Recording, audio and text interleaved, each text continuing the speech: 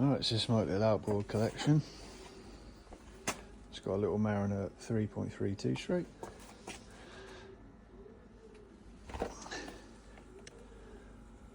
It's not too bad condition. And I've got the Mariner 4 stroke,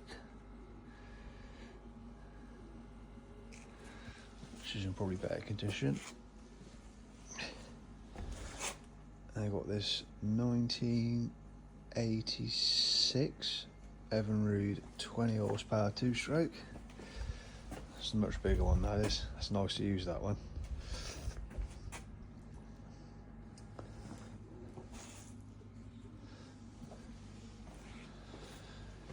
Yeah, I think this one is a 2008.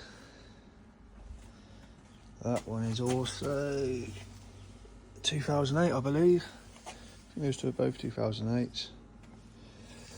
Has it got a date on that one? There's normally a plaque somewhere. Yeah, it's probably on the other side. But yeah, I think that big one's 89, 86, something like that. So yeah, there we go.